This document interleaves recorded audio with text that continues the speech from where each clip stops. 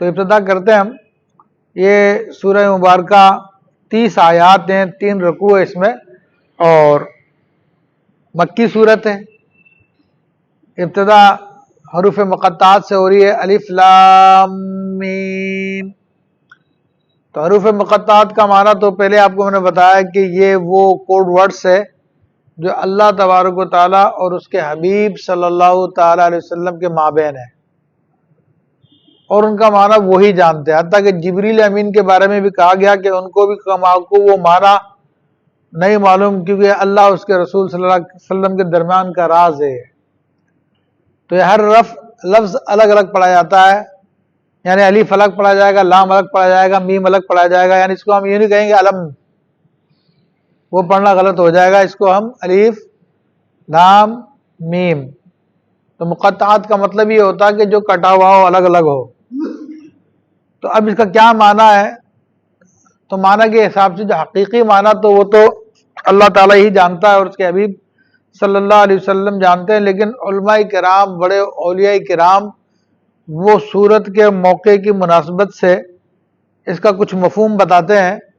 تو ان کے کئی مفہوم بتائے گئے یہاں پہ الف لام میم کے، لیکن خاص طور پر بعض صوفیہ کرام نے اس کے جو بتائے ہیں اس کے معنی، کہا کہ یہ الف جو ہے الفت کا ہے. الف الفت کا ہے، یعنی اللہ تبارک و تعالیٰ نے اپنے مومن بندوں کے دل میں اپنی الفت ڈال دی، اپنی تجلیات ڈالی ان کے قلوب پر، اپنی محبت ان میں ڈال دی. اور ایسے کم ہی لوگ ہوتے ہیں، آپ کو معلوم ہے کہ وہ خاص لوگ ہوتے ہیں. پھر لام سے مراد لام ملاقات کا لقاء کا عربی زبان میں ہے، یعنی پھر جو ہے ان اپنے نیک بندوں کے دل میں اللہ تبارک و تعالیٰ نے اپنی ملاقات کا شوق ڈال دیا، تو وہ اللہ تعالیٰ سے ملاقات کرنے کے شوقین رہتے ہیں اور اللہ تبارک و تعالیٰ کی طرف آگے بڑھتے ہیں، کوشش کرتے ہیں کہ دل کی آنکھوں سے اس دنیا میں اللہ تعالیٰ کی اب دیدار ہو جائے. جیسے کہ سیدنا امام اعظم ابو حنیفہ رحمۃ اللہ علیہ کے بارے میں آتا ہے کہ آپ نے خواب میں 99 مرتبہ اللہ تعالیٰ کی تجلی کی زیارت کی تھی. تو وہ اس کی مرضی ہے، خواب میں دکھا دے، ظاہر میں دکھا دے، لیکن دل کی آنکھوں سے دکھاتا ہے. اس دنیا میں سر کی آنکھوں سے ممکن نہیں ہے، وہ قیامت کے دن ہے. تو الف سے الفت، اللہ نے اپنے خاص بندوں کے دلوں میں اپنی محبت پیدا کی.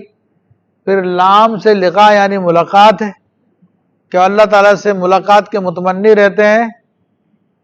اور میم سے اللہ تبارک و تعالیٰ کہ وہ خاص یعنی کرم ہے، فضل ہے ان کے اوپر کہ جو اللہ تبارک و تعالیٰ ان پہ فرمائے گا، یعنی ان کو اپنا دیدار عطا فرمائے گا، اپنا خصوصی کرم ان پہ فرمائے گا.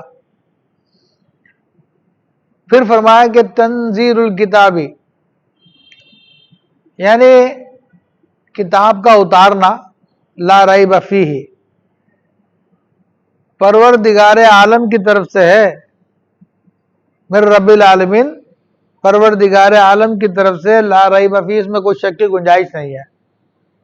تو چونکہ یہ مکہ کا ماحول تھا اور مکہ شریف میں اکثر لوگ جو ہے کتاب اللہ کا انکار کرتے تھے، کفار تھے قریش کے لوگ، اور نہیں مانا کرتے تھے کہ یہ وحی ہے، بلکہ اپنی طرف سے کہتے تھے معاذ اللہ کہ حضور صلی اللہ علیہ وسلم اپنی طرف سے گھڑ لیا ہے. اس قسم کی باتیں کرتے تھے. تو اللہ تبارک و تعالیٰ نے فرمایا کہ یہ تو اللہ کا نازل کردہ ہے،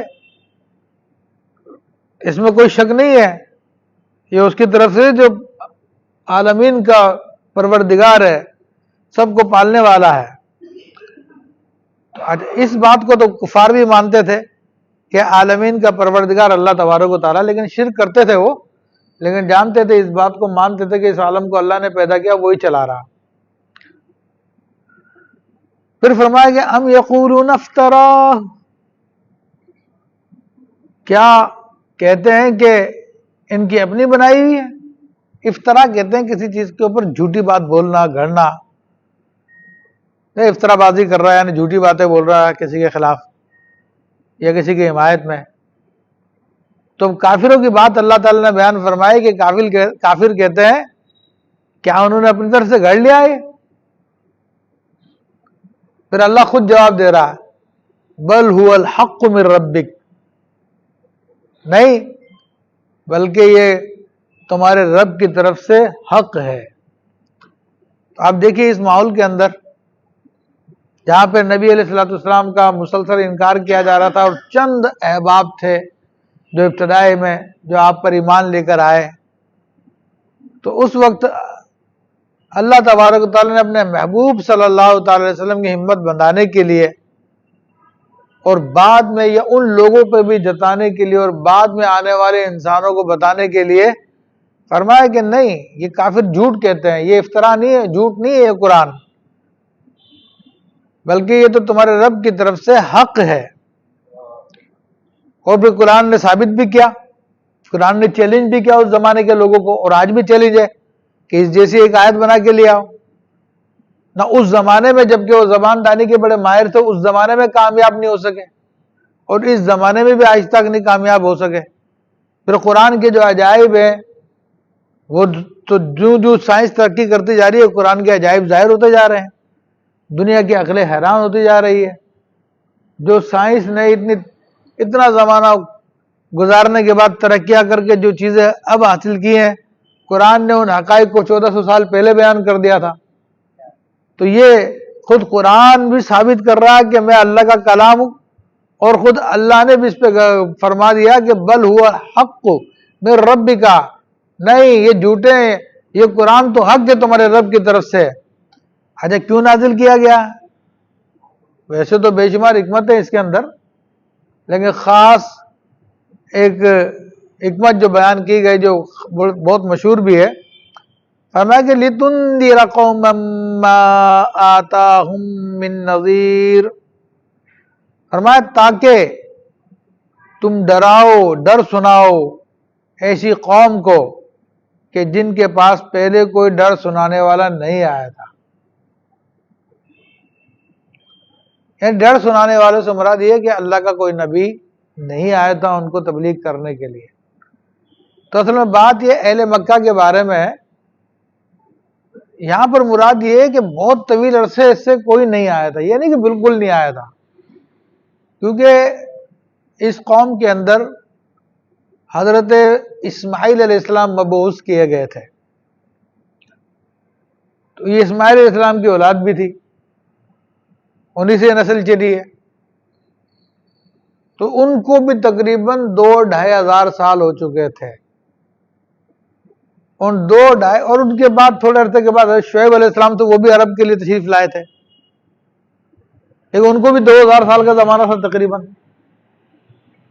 ہاں ارد گرد کے عرب علاقے تھے، یمن تھے، ادھر کے علاقوں میں انبیاء تشریف لائے، لیکن یہ جو خطہ خانہ کعبہ والا مکہ شریف والا یہاں پہ 2-2.5 ہزار سال کے بعد جو یہ انبیاء تشریف لائے، نبی علیہ الصلوۃ والسلام تشریف لائے. تو اس نے فرمایا کہ ایک عرصے تک ان کو نہیں ڈرایا گیا تھا آپ سے پہلے، لعلہم یہتدون.